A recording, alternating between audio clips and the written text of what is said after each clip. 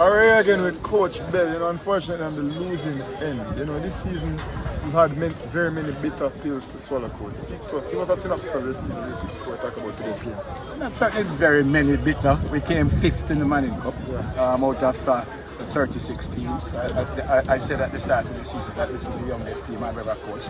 I don't think it was their youth why we didn't do better, but they're youngsters. And the team that makes more mistakes will lose, and we made more mistakes in the games that we lost.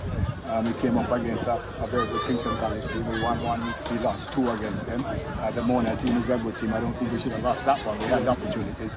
And as you saw today, we certainly had enough opportunities to win this one. We had a penalty that we missed, and we missed some clear-cut chances. So, no, I mean, you want to win every time you go on the park. We didn't, but we will bounce back. All right, knowing full well that today might have been your penultimate or ultimate game of the season, what would you have told your boys before playing today? That we wanted to go to the final. We wanted to win the Walker Cup. St. George's College, we're tied with Kingston College on 10 Walker Cup titles, and we wanted to win it. So we came here to win. Tivoli Barnes, congrats to them, congrats to Haile Selassie, and I wish them both good luck. No, this is a young team, and we will rise from this.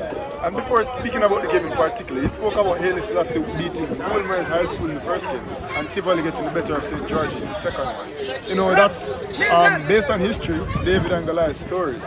What are your thoughts on the quote-unquote non-traditional schools being able to play with the big guns, per se? Again, I'm not certain if that's as accurate as you might want it to be. We got beat by a good team. I mean, Tivoli guys, they won Manning Cup, they won the Walker Cup. The last time we played in the Walker Cup final, Woodman's beat us in 2015 on penalties. So yeah, it actually might suggest that there are obviously better coaches around, and there have been good coaches around for a long time. It also suggests that there are some quality players that are spread around, which is good for our football in Jamaica. So yeah. All right, Coach. On today's game, you guys started off. It was a bit end-to-end, but you got a foothold in the game in the second half.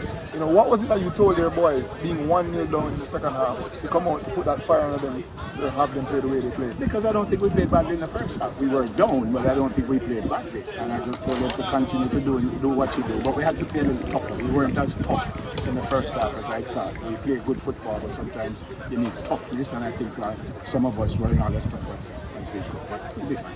And I think the people watching the game, would have known the answer to this question, but what caused the George the game, and what do you tell the boys considering they missed so many chances? That's what I tell them, you have to put the chances away. That's what happens in football. No matter how good you play, goals win matches. And again, we certainly had the opportunity. Expectations for next year before you go to Sunday? Hopefully we will play as well as we played this year and better. All right, thank you so much for talking. Yeah, man.